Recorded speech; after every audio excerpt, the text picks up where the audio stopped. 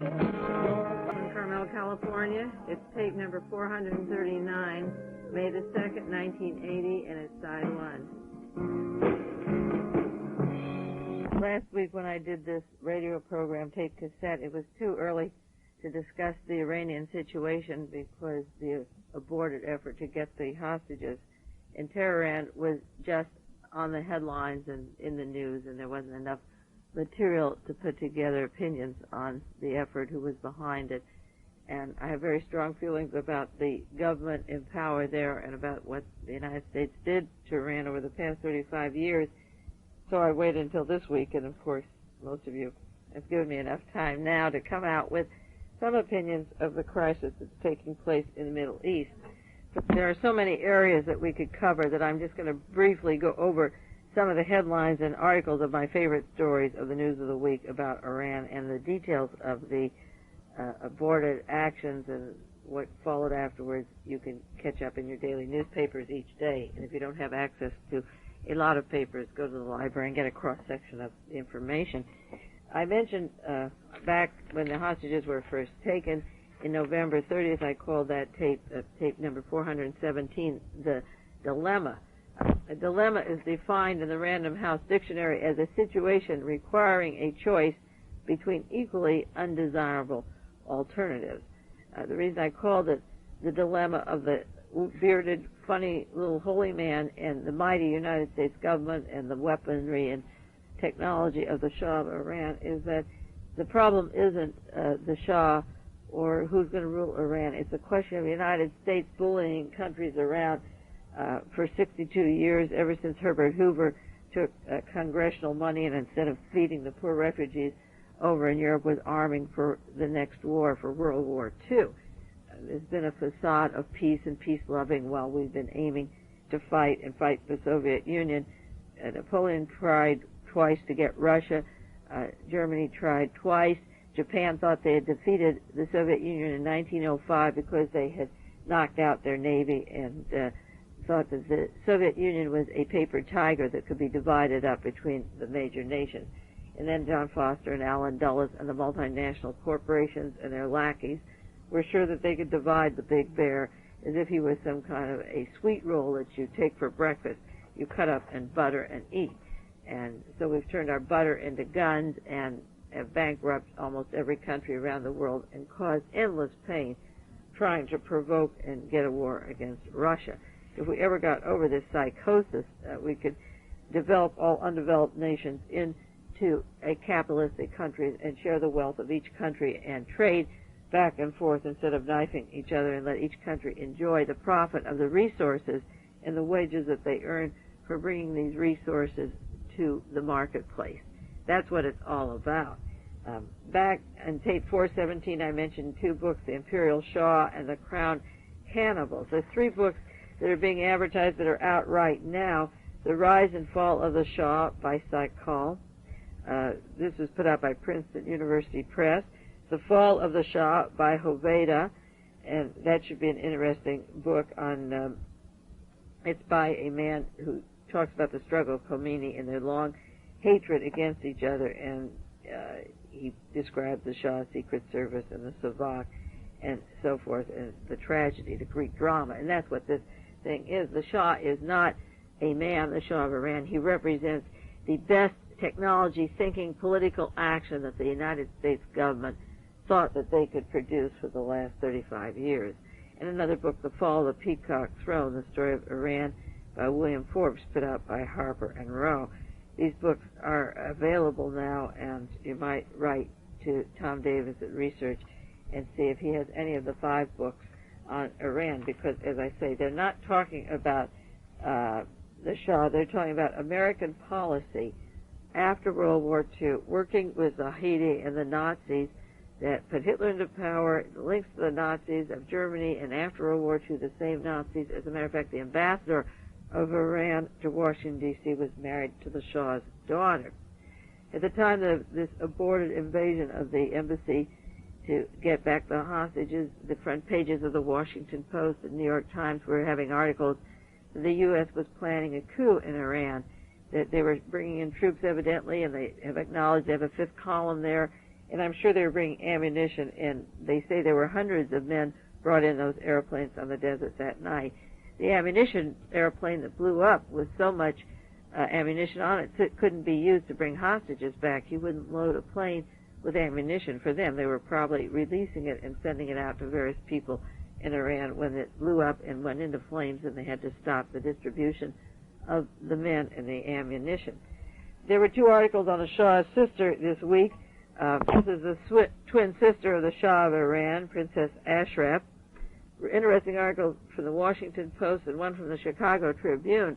The Washington Post article mentions that she was a courier for Operation Ajax. That was the Central Intelligence Operation in 1953 that led to the fall of Prime Minister Mohammad Mossadegh and banished him from the government and put her brother into power. That she was a bagwoman for the Central Intelligence Agency in 1953.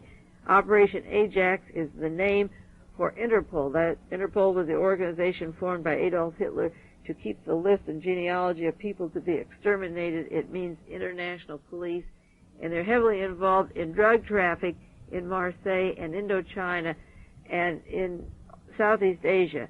That's Operation Ajax, involving Interpol agents, and the Shah's sister at that time was involved not only with Operation Ajax of Iran, but Operation Ajax of the narcotics traffic, putting her brother in power. And I'm sure in exchange for his giving all of his oil money and profits to Chase Manhattan and Nelson Rockefeller, David Rockefeller Empire, and big banks, Wall Street banks, in exchange for that, they were allowed to do their dope dealing. The Chicago Tribune has an article on the twin sister. It says, the Shah's twin. If my people didn't understand, that's too bad for them. The article's by Carol Oppenheimer, Chicago Tribune, and this is the way it begins. They call her Princess 5% because they say she dealt herself into so many lucrative businesses. They accuse her of trafficking in opium and hashish. She had many lovers. She was sinful. She says, I dedicated my whole life for my country, not in the way maybe my brother did, not politically.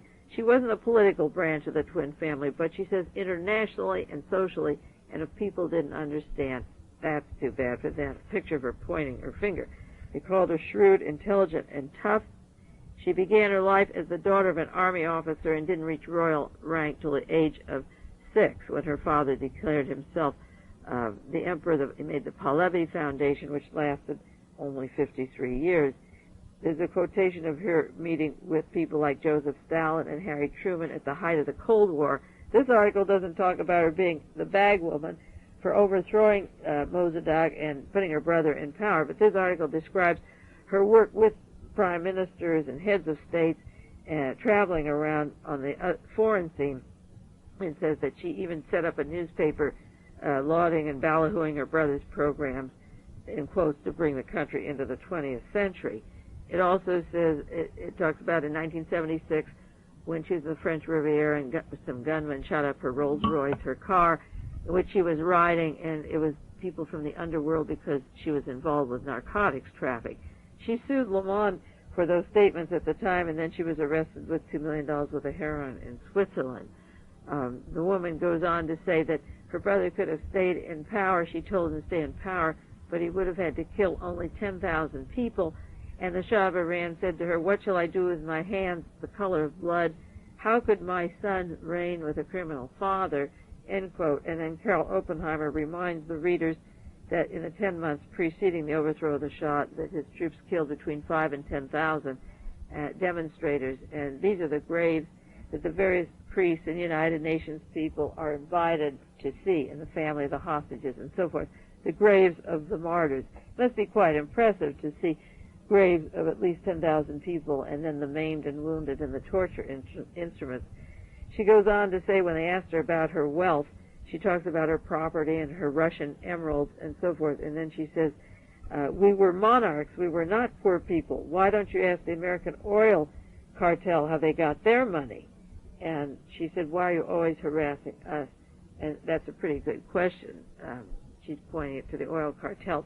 But those are just two articles about this great princess, and when I say her, I mean us, because we put her in and we sold her drugs in this country and around the world and made our streets a place that isn't safe to live because of the distribution of the narcotic traffic, that they began to circulate and escalate with organized crime and warriors in the Southeast Asia. Incidentally, Jimmy Carter was in the news media press conference talking about the desecration of the bodies of those 8 men, that they were allowed to see the charred remains of those people. I've talked about the Jack Anderson articles where they're barbecuing people alive down in Colonia Dignidad in Chile today on barbecue pits, and there's no outrage from the president at all.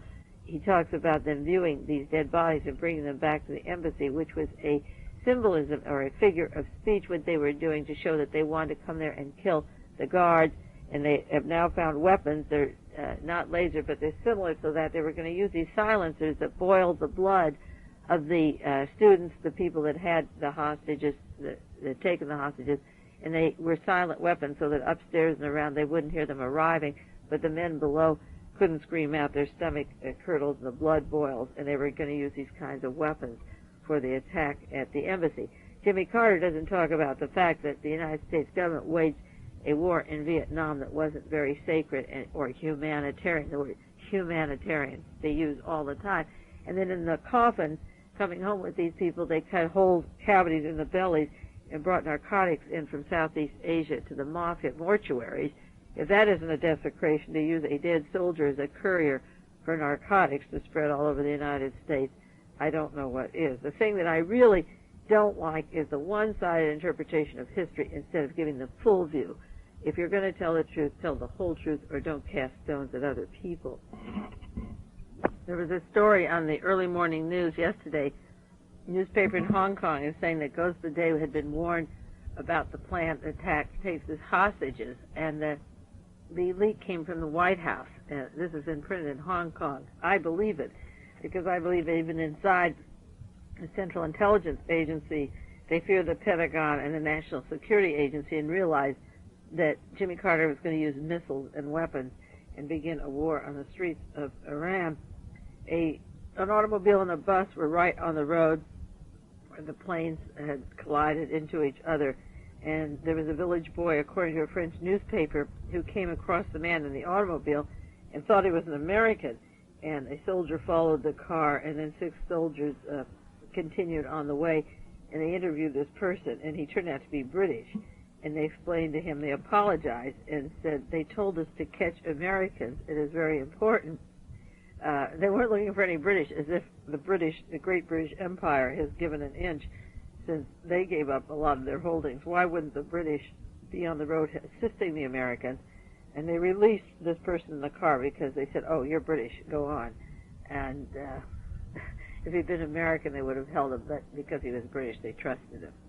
I take some credence to the story of the leak that came to warn about the invasion. As I say, Ghost today was meeting with other Arabs, and Iran had threatened to set the entire Persian Gulf afire if we tried a military operation there, and Ghost today would be out of the country and could direct this kind of action from outside the country. Mr. Cyrus Vance gave his resignation on the Wednesday before the action took place and removed himself from Washington, D.C., and went down to Florida, similar to Henry Cabot Lodge, leaving Vietnam after carefully planning the removal of Diem and the overthrow of the government there in 1963. He flew to Washington and was on the telephone talking to Diem just before Diem died, actually, and disassociated himself from that. If you watched the national television when Senator Muskie was going to be presented as a new Secretary of State, Brzezinski was to the right of Jimmy Carter, left on the camera, and he was grinning from ear to ear. And it was a very fake grin because he always scowls and looks angry. And I believe that he was faking a smile because they were putting some reins on Brzezinski. People finally caught on and were afraid of Zbigniew Brzezinski. And that smile that he had, if you go or believe in body talk, was very revealing. The appointment of Muskie was made to calm the situation down.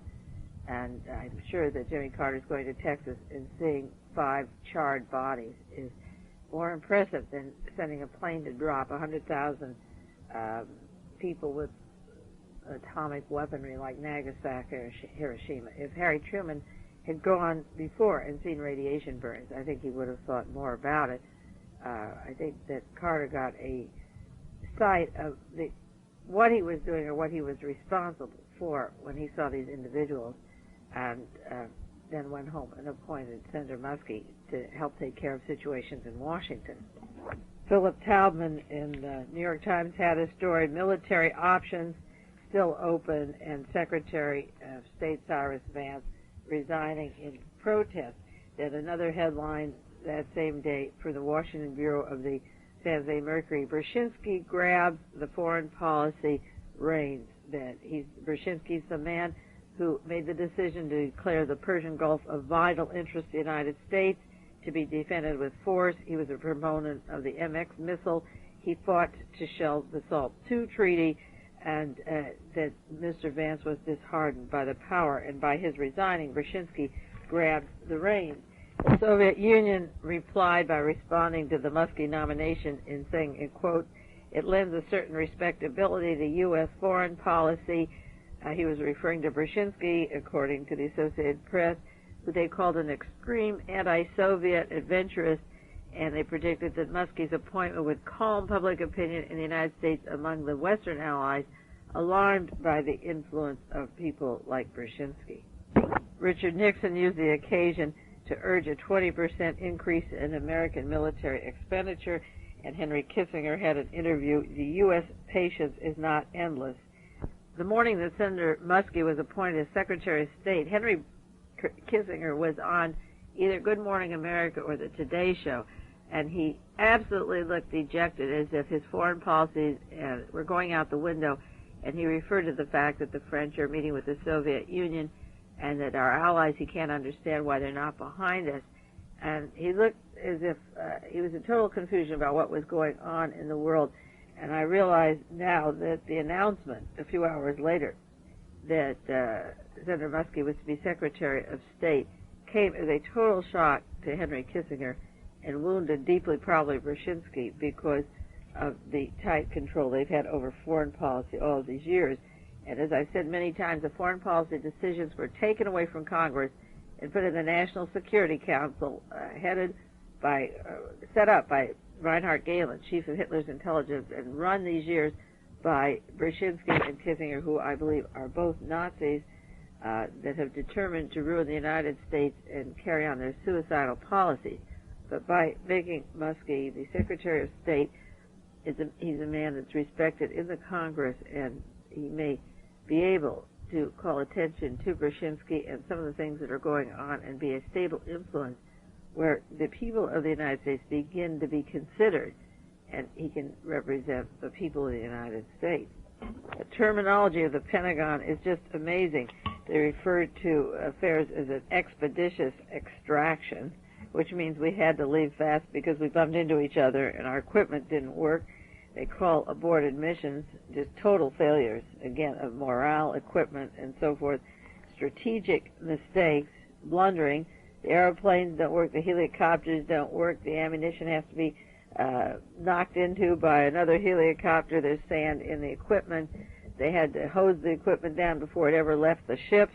They left their spy information inside, and they didn't anticipate dust sandstorms. I don't know how they could miss that when they didn't put the catches over the traps that hold the sand out of the helicopters. The pilots had vertigo and dizziness and couldn't handle the operation.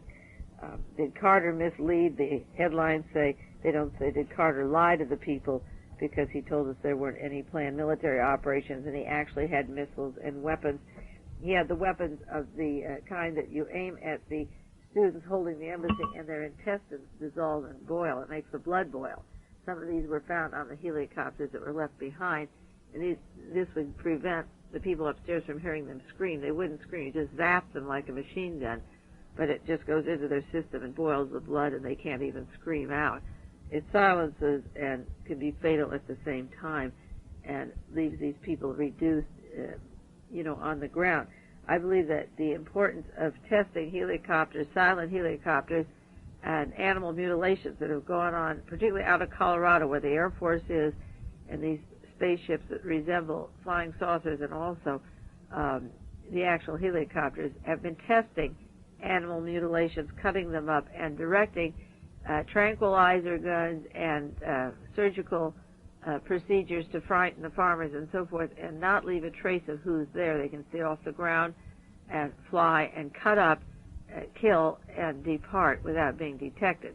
And I think this kind of practice exercise that's been going on in New Mexico, Arizona, Colorado, and so forth, the huge files I have on animal mutilations and Army involvement, and the CIA with their tranquilizer weapons and systems is very useful applied to a situation like an embassy where they could get in quietly and kill. It'd be similar to taking the animal and killing. And when I read about the tranquilizers and the weapons, it reminded me of all the work that I've accumulated on the animal mutilations and the belief of the farmers and investigators now that it is linked to the military.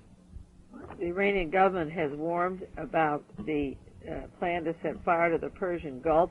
We have 38 or more battleships in that tiny area, and if the United States government provokes a situation over there, the oil would be cut off, and we'd have another Pearl Harbor where the chance for peace wouldn't exist because we'd be forced at that time to go to war. Whether you have Muskie or McGovern or any peace dove, no matter who it is, you would still be forced to go to war if all the oil is cut off from the United States.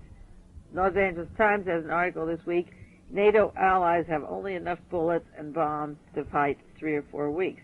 Well, that's good. They shouldn't be so strong about boycotting the Olympic Games or making the threat that they would have atomic missiles on each of their 7 countries aimed at the Soviet Union. If they only have enough bullets for 3 to 4 weeks, they must expect to use nothing but atomic bombs and not even use the traditional warfare. I read that after this confrontation this last week in Iran that the United States government has asked for $2 billion more for germ warfare, and I don't think they intend to do street-to-street fighting very much, except for the wipe-up, and that's where we'll lose that battle. We'll use gas and germ warfare and atomic warfare, and I don't think the supply of NATO for bullets for 3 to 4 weeks would hardly cover what they're going to need if they keep egging on the Soviet Union. There's an article published also, this is the Washington Post, Iranian fifth column waited for rescuers. Now, why would they publish that? Because people are still living there. The newspaper yesterday said the parts of the plane, instead of being destroyed, remained, and inside was a possible list of Iranians that were planted there to serve the United States counterintelligence troops in Iran. And they fear for their life because the names are there. So on the one hand, Washington Post has a story that we do have this fifth column behind the lines, and now the Iranian government has a possible list of those people. So somebody is really backing off from this confrontation and seeming to be synchronized in what looks like a series of blunders, but there couldn't be that many. Or maybe there could. The Soviet Union, an article in the New York Times this last week titled, "No More Stunts," the Soviet warns.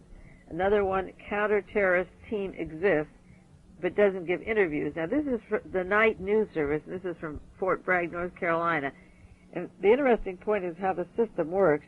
They talk about 300 specially trained military men. Everyone is a trained killer. They're from Fort Bragg, South Carolina, and when they go in there, they lose all identification. They don't wear military uniforms. They lose sight of their old friends. They get caught in training and so forth. It goes into the case of Charles Beckwith, he's listed in the phone directory but has no phone. He was the man in charge of this operation over in Iran. And officially these people don't exist. Their records are gone. There's no indication of where they are. And they work in matters such as urban terrorism and so forth and set up they're similar to the SWAT teams that the police have. But very often a person like Frank Turple or George Kokola can be arrested and have the silencers, the weapons, the trained assassination teams, and the media says, we don't know them. They're not stationed at Fort Bragg. They're not at Fort Ord. They're not at this military base or that. And when these operations come down, then you learn that they lose all identity and they lose their friends. One of the important things to remember in an article like this from the Night Service was it says they lose track in sight of their old friends and they get caught in rigorous training.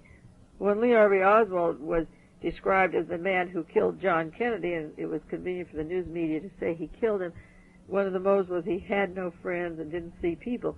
Lee Harvey Oswald was seeing people all the time, but they were all military defense industry people and members of these assassination killer teams, and he may have agreed to be the fall guy and was later framed and killed, or his double was framed and killed, and he was allowed to leave the country. But when a person is caught, they say, oh, he's a loner, he had no friends. But part of the training is to disassociate yourself from these people, lose your identity, separate from your friends. And I wrote in one of my early articles that there's a difference between being a loner and being alone. You can be a loner because you don't like anybody and don't want anybody around you, but you can be alone because you were ordered to be alone. And that's a very good distinction. And the deniability of an operation is to, or disavowal is to say we don't know who they are, we don't know where they were, we don't know where they came from. But part of the operation is to lose the identity before they're used, so the event they're caught, they're not linked to the very, very agents that are undermining this country. We're ashamed of them. A normal soldier wears an ID around him with his name and identification, but these silent soldiers that are overthrowing the world don't have these badges of identification, and so that we can't finger the intelligence community as really being the operators of overthrowing countries and killing heads of state. Of course, there's another headline this week: Iran turns to Russia for trade. We're going to force many countries to turn to Russia, where they wouldn't be pro-Soviet and didn't want to be in the first place. Another article in the Washington Post: logic points to military move by the United States. Carter was moved, it says, the logic points to Carter's choice against Iran. There was no logic in this at all. There was also another article in the newspaper, should Carter have apologized to Iran? This was by Coleman McCarthy, a Washington Post columnist. Mrs. Langman, Penny Langman, the wife of Bruce Langman, is now a hostage in the embassy, a foreign servant agent of 20 years. His wife was on radio this week for an hour interview, and the way she spoke and the mentality that she has typifies the problem with our State Department and what is going on in the world today. She said she preferred that her husband die over there or be killed rather than the United States government apologize to Iran. She made the statement that the diplomats are the peacemakers and mobocracy would rule if we didn't protect the diplomats. The diplomats are the wheelers and dealers for the corporations, and when they wheel and deal too many times, the mob will take over. She is wrong. The mob will take over in every country if we rely on the diplomats. She said 5 of her friends in the diplomatic service, their friends have been killed in the last few years. She doesn't talk about the millions of displaced people, or take Cambodia alone now, or Chile and Argentina, Brazil, or Haiti, or what's going on in Cuba. The millions of people dying today because the diplomats made the arrangements that did that to the country. The mob will not stand it anywhere very long, and there's going to be changes in every country. Iran is just a symbol, because it was that, and Chile and the Greek military junta that was eventually overthrown are symbols of the most blatant use of power and force and greed for money, and it affects us the most because of the oil price increase that Kissinger and the Shah and David Rockefeller put in. Copper may increase in Chile, and our phone rates or wires may go up, but nothing affects us as much as the oil profits. So the problem of American exploitation is best epitomized in Iran, and the use of the Savak and the military police, the greed, the accumulated wealth, the wealth in the hands of a few, the use of Americans, and the greed of the people they put in, and the combination of narcotics, mob, and oil. CIA epitomizes American State Department diplomacy for the last years, and that's why Iran is such an important case. But mobocracy is sure to rule the streets of America soon, just as it is in Iran now, and when the war comes home, you'll understand it a little bit better. The first accounts of the Iranian crisis said that when the powers that be in Washington met, they went up to the cabinet room upstairs. They couldn't go to the situation room, which is the crisis room, because that was occupied with the refugee crisis in Cuba, so they had to use the cabinet room. So I can see a time soon when the entire White House, every room is turned to a different part of the world, the Haiti room, the Chile room, the Brazil room, the American riot room, and maybe turn every room into a warfare place and have a conference there and go from room to room to see what we could put down and cover up and how we cover our tracks. When the Situation Room is occupied, then they use the Cabinet Room for the Iranian crisis. On the other side of this tape, I'll do a little more about Iran and then some other important matters.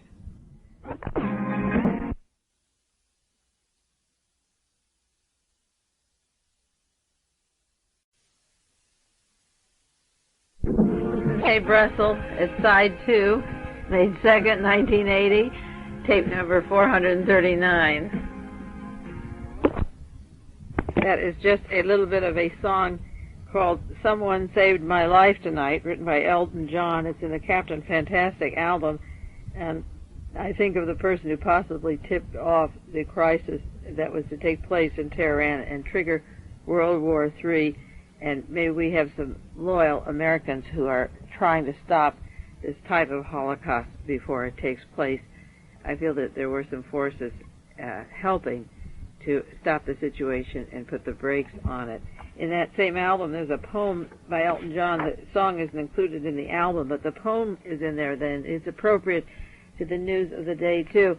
And I just want to share a couple of lines with you. There are many people that don't understand, the young people, what they think or how they feel about preserving the earth or recycling or solar energy or anti-war movement, but in their music is a message, and it seems so loud and noisy to many people that they don't like rock music.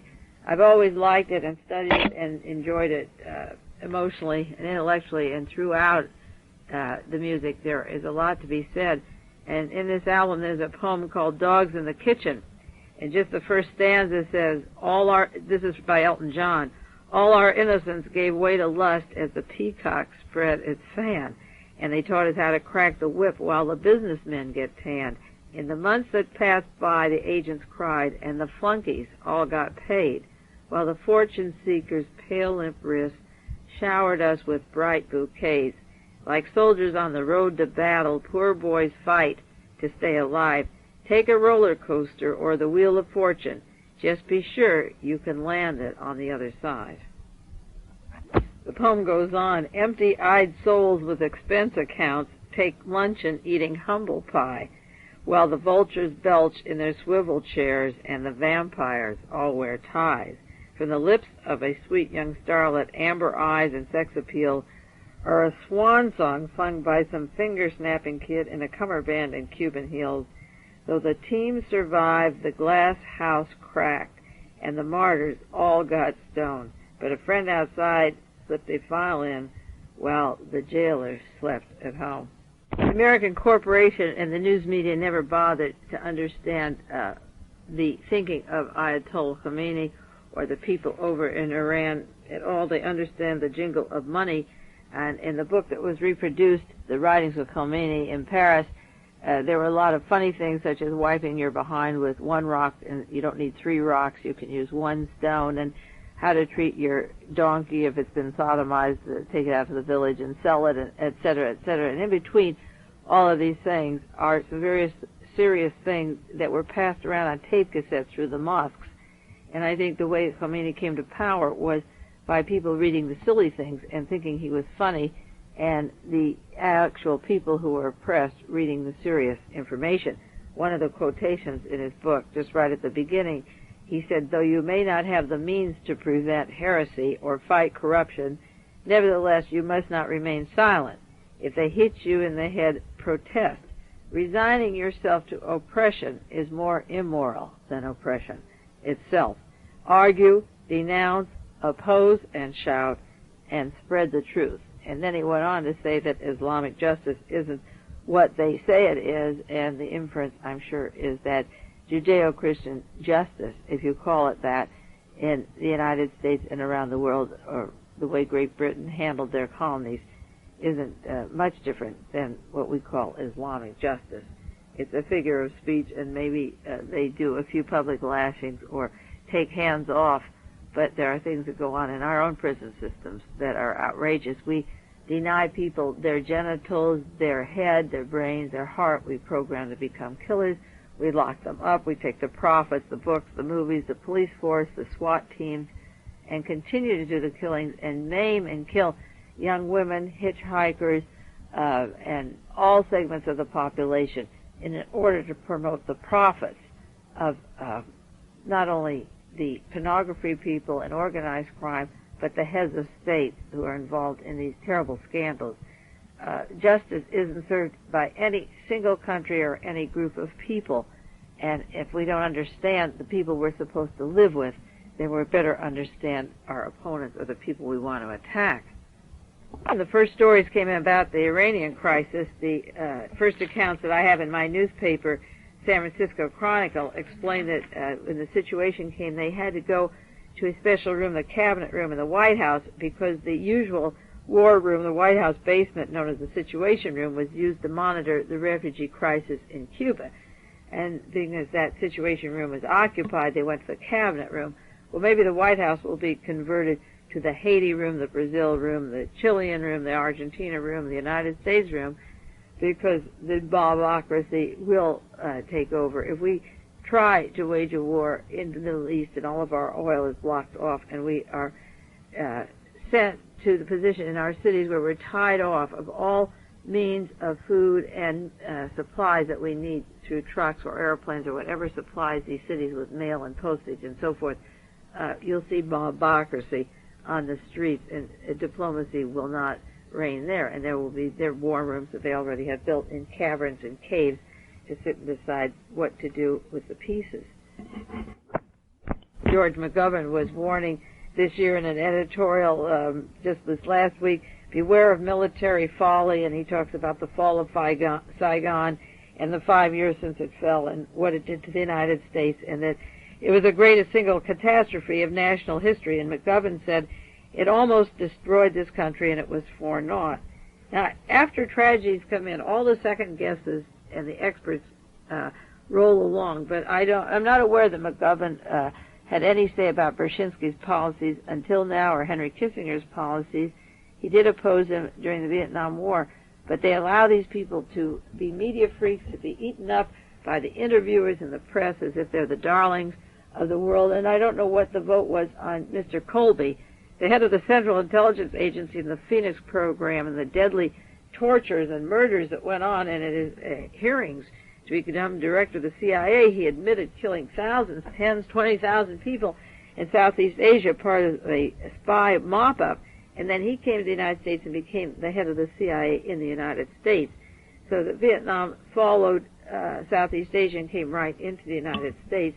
But now people are coming out of the woodwork. Even I.F. Stone, who's been relatively quiet, studying Greek and Latin roots and into his classics, has come out with opinions on the crisis in Iran, and the same anti-war people that fought Vietnam and then sat back and let us create the Middle East right on top of the Vietnam misadventure are now back in the woodwork decrying war and getting their newspaper spots talking about the problems in the Middle East. It's pretty long overdue because we are on almost a suicidal race there, and more people better speak up. There's an article in the Los Angeles Times, Japan loses its Iranian oil, calls for restraint by the United States. Another article, Japan is losing billions of dollars by going along with it.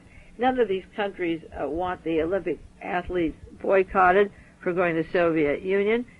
Carter simply had to say, I'm not going to let the Americans go. He tried to dictate to Japan, Germany, Canada, all over the world.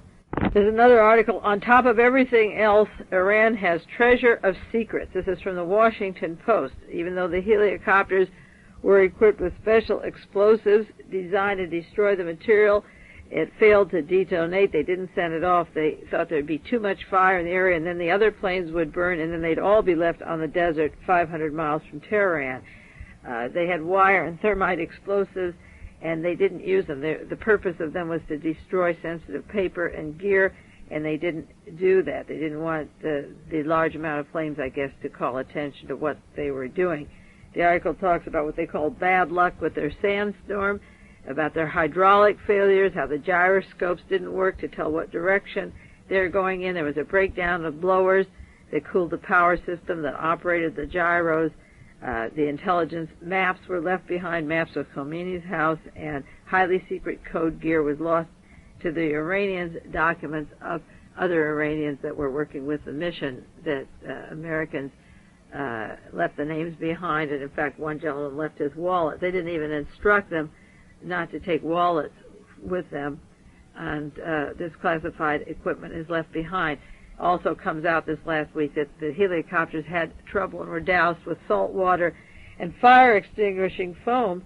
A crewman accidentally set off a sprinkling system 10 hours before they took off, and they'd all been doused down. They say, of course, it had nothing to do with the problems, but even when they were on the Nimitz, they had problems, were accidentally sprayed with salt water and fire foam.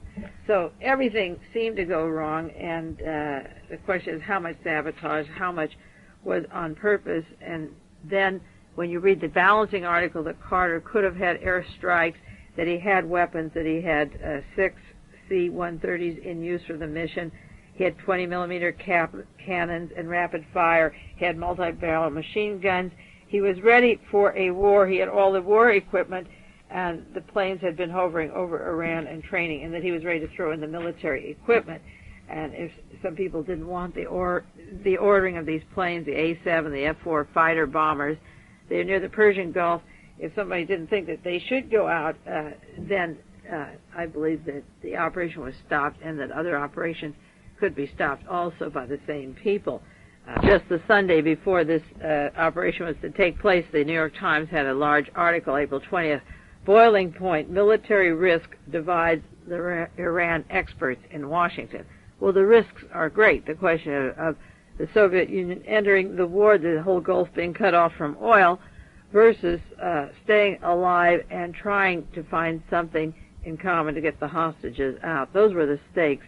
And the battle is really behind the scenes, and we can't say too much now. It'll take years and years to unravel what is taking place. But there was a conflict to proceed or stop, and the proceed failed, and it seems that there were just too many failures for it to have failed of its own accord. Thank goodness. Somebody saved my life today, as Elton John says in his record. There was violence at the inauguration of Queen Beatrix in Holland. Her mother stepped down from the throne, the Queen of the Netherlands, Queen Juliana. She's married to Prince Bernhard, an executive in IG Farben, a known Nazi agent in the pay of Lockheed and U.S. corporations that started the Bilderberger organization and put the multinationals together to arm, hopefully someday, for this war against the Soviet Union.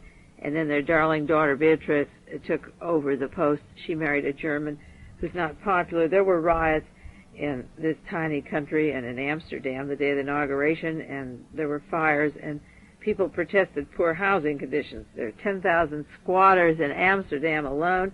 There's a waiting list of 55,000 people for houses. I say that that's a signal for riots in America. I use it over and over again. There's no provision for low-cost housing or taking care of people in the United States or young people growing up, and if they don't have homes, beware.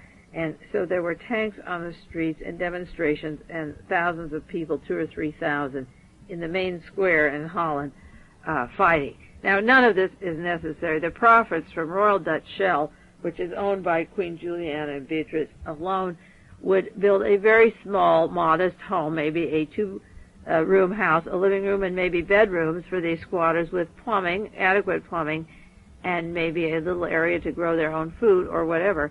All these homes could probably be built for 1 year's profit of Royal Dutch Shell, so that there doesn't have to be a waiting list of 55,000 people, and there doesn't have to be 10,000 squatters on the streets. For every one who is waiting, they're bunched up with another family, sharing housing. So it's obvious that the main countries of Europe, the people who have no intention of providing for the have-nots until the have-nots get that mobocracy. So the coronation began not peacefully, and the troubles will not end. She's not popular. Queen Beatrice isn't popular in the Netherlands, nor is her German husband. Jack Anderson had a column this week about what happened in Pakistan last November when the embassy was taken. There were wives of people living in Pakistan, American wives from the embassy and so forth, that were also, they were spat at and urinated on, and they were punched and roughed up, he said, and threatened and molested at the time that the embassy was taken in Pakistan. That the Muslims were angry that the CIA, they believed, had arranged the terrorist attack on the sacred mosque at Mecca. And the Harding Carter III and the State Department asked the American people not to release information about General Zia. They wanted to work with him, they wanted to give him money, they wanted to arm him, so they didn't want the people to know about the Americans that were attacked, 8 women, a 5-year-old girl, and others. They were at a fashion show at the time when the mob broke in and pissed on them and beat them up and tore their clothes off and shouted at them and abused them, and they referred to it as a raging mob at the time, going after the Americans. But the Harding Carter III, the man who signed a book with the Morris Agency, the media freak of the Iranian crisis, he and Brzezinski and their ilk said, don't tell people how Americans are treated in Pakistan because we want to give money to the Pakistani government. They turned down the $400 million and decided to go along with Mrs. Gandhi in India, not antagonize the Soviet Union at the expense of placating the Americans. And all of that was kept secret. If that was kept secret, there was more. But Jack Anderson just released that this week. Now I want to talk on this tape for a few minutes about something a little closer to home that affected me and people I know directly as a result of the investigation research and the links of the intelligence community to private gatherings, the imposition of themselves upon your personal and private gatherings, and in the interesting world of espionage. Going back to tapes 426 and 425, just the week preceding the Abscam scandal, the leaks of the possible arrests of public officials being in the pay of organized crime, I talked about a book, Forces of Power, by William Taub. Taub was a man who was left for dead at the time of Watergate. He was taken off of a road in Switzerland and thrown out of a car and believed to be dead. He was one of the central power movers behind the links of Randolph Hearst with his Nazi connections, with the murder of Generalissimo Trujillo, President of the Dominican Republic, who was murdered by the CIA, links to the Vatican, as I say, and to the Robert Mayu organization, that the group that removed Howard Hughes to Boston, and then he was never seen again. Taub had a lot of information. He was an important wheeler and dealer at all levels of government, advisors to the three different presidents, close associations with the mob, with the church people, and so forth. And as I say, the book is a fascinating book of the whole era because of the names that run through it and the links. That I consider myself a pretty good reader. I read the book very carefully and underlined it and outlined parts of it, but I overlooked the acknowledgments in the back of the book. I don't know why. Many times I don't read the acknowledgments. I always will from now on, believe me. And in the back of the book, on page 247, he thanks certain people for helping him. He was active in the theatrical business, too, and worked with various people, such as he puts Miriam Hopkins and Gina Lollobrigida. And then he thanks Sheikh Abdullah al-Khalafi, a member of the Saudi Arabian royal family, and Honorable Judge Thomas Weaver. And he mentions a Percy Sutton he thanks for helping with the book, and Cardinal Ottaviani and Oscar Ornstein of Rio de Janeiro. And he mentioned Catherine Rayland, who assisted me in writing the book. Now, the two names that I want to talk about on this tape are Percy Sutton, who he credits with some help, and Catherine Rayland. I went to New York last summer for just about 10 days. It was not a working trip, a vacation with my 2 daughters. And I spent one day with some very close friends, some who subscribe to the tape, some I've known for a long time. And we spent one Saturday, we had a potluck lunch and supper, and spent Saturday afternoon, Saturday evening, this entire day together. And one of the people that I told that I would be in town and I called was Bob Fass. Bob was on WBAI, Pacifica-owned radio station in New York City that was active through the whole anti-war period. He was probably the most radical or knowledgeable broadcaster on world events coming down at that time, and was very popular with the anti-war protesters and the rock musicians.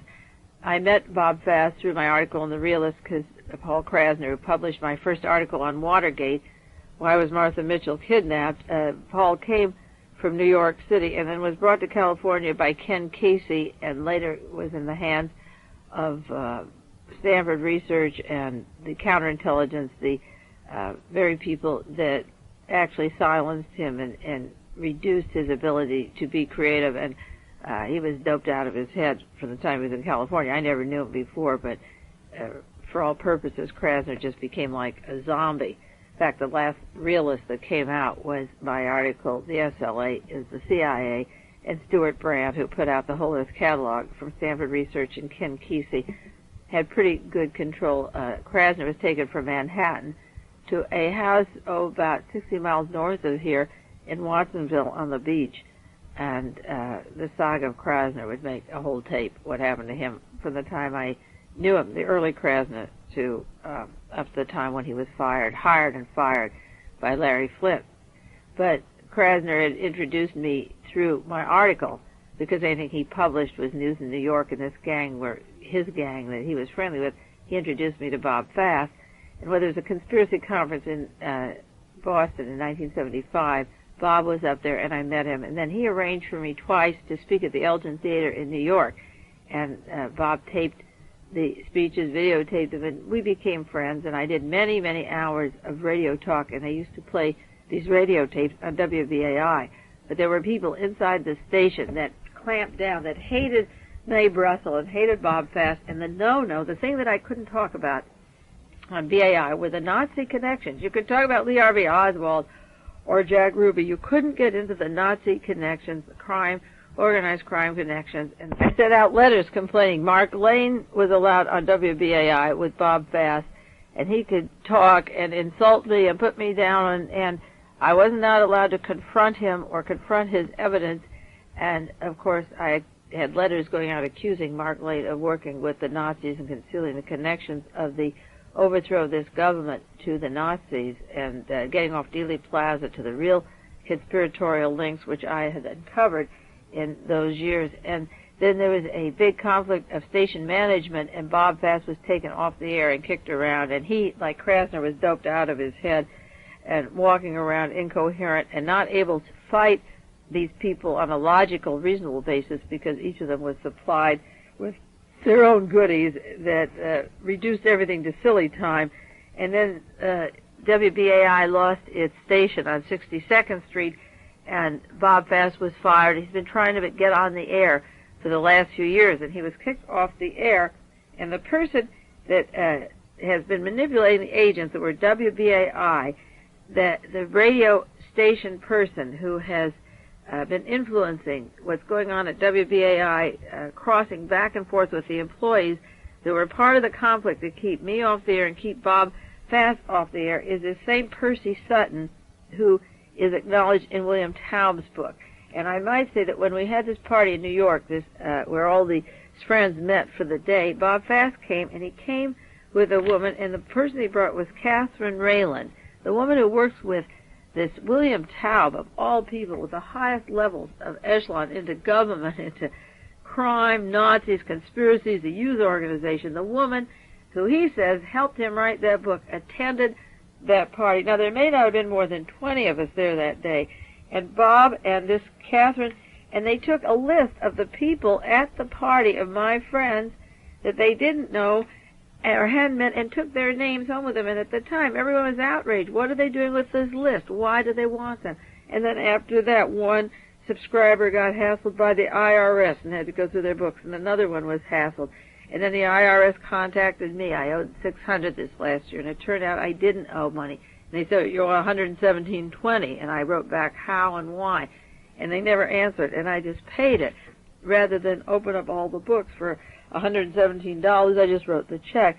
So 3 people afterwards were hassled by the IRS, and at this party was this woman with Bob Fass, who evidently, he says he's going to marry her, but nothing in all the discussion there did she ever open her mouth about, I know about the Nixon story. I mean, here I had published and broke the story of Nixon and the CIA and Watergate, and this woman was working with William Taub and helped write that book, and never opened her mouth to say who she was or why she was there or what she knew, and she sat silently while we had discussions of world events or what's going on. And getting back to Percy Sutton, one of the subscribers of the tapes, one of my better researchers in New York, sent me an article, March 16th, this last March, 1980. Percy Sutton finds his place. It's a black man who ran for mayor, evidently, against Edward Koch in New York, and he directs 23 corporations. He invests in oil and coal. He builds plants in Africa. He's involved with New York politics. He has an office on 801 2nd Street. He has activities in Rome, Paris, Korea. And then he says, you know, some of my friends are deposed now and then, so he's telling you which side he's on. The article from the New York Post says Sutton has vast empire. He owns 7 radio stations, including WBLS FM in New York City. And it's WBLS where all those people have gone who put Bob Fass off the air and put me off the air. They're now paid by the multimillionaire Percy Sutton. Steve Post, the station manager from BAI, went to work for WBLS Sutton Station. And Judge Sutton, Oliver Sutton, the brother of Percy Sutton, the one who works with Taub, who wrote the book, was the man who busted WBAI, the FM radio station, the Pacifica in New York, and arrested Bob Fass Friday, the 18th of March, 1977. And then they sent in people, the Sutton sent in people to manage WBAI. This is supposed to be free speech radio, anti-war, anti-establishment, exposing conspiracies or organized crime or Nazis or the CIA or the Defense Department. So WBAI was completely taken over, evidently, by Percy Sutton, none other than Percy Sutton, and his brother, the judge, is the one who busted Bob Fass, and he wonders why he can't get back at WBAI. He's with a woman who writes for William Taub. He's put out by the Suttons and the Judge Sutton and the radio station that owns WBLS and WLIB in New York City. This Sutton has 18 stations in Italy and some in Africa, and he sends tape cassettes and music all over the world.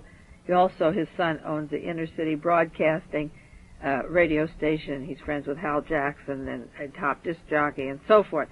So the Suttons, the black Suttons, are very much part of the media, of the operations, the William Taub operations, and putting down a free speech, listening, sponsored radio station with the interchange of agencies.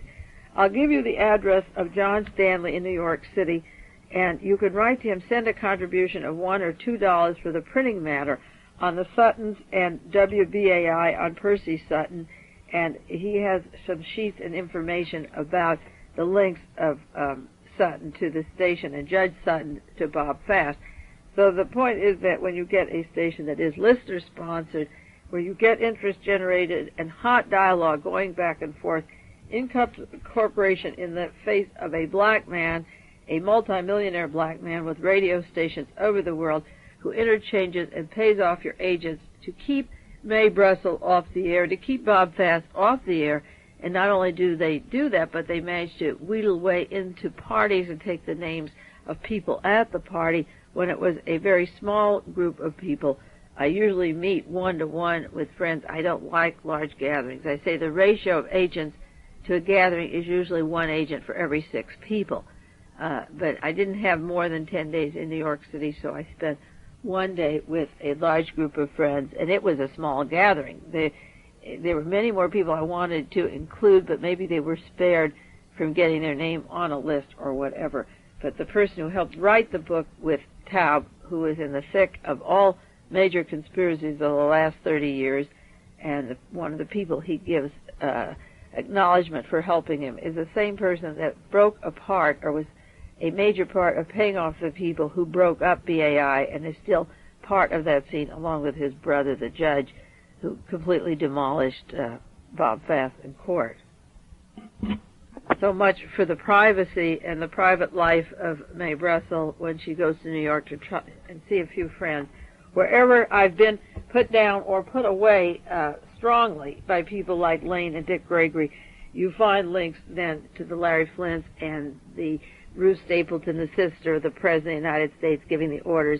You know, fire Krasner when he was working for Larry Flynt, and stop the realist and close the LA Free Press and the White House through the president's immediate family, controlling Larry Flynt and his lackeys and closing up their offices in Century City and not allowing any pieces of the truth, even the half-truth, to get out.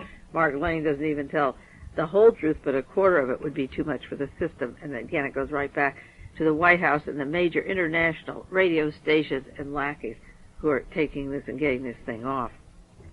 That's why it's important for me to put my research on individual cassettes and individual small radio stations around the country and not move big, but permeate as far as I can the general consciousness of as many people as I can reach in my lifetime. And then it's up to you to carry these tapes or messages along with you to whoever you can contact, but you can't do it in meetings or organizations. You have to do it almost on a one-to-one level.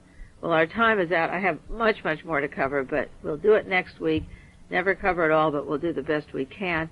It's Mae Brussell in Carmel, California. Keep your fingers crossed. No World War III this week, and have a good week.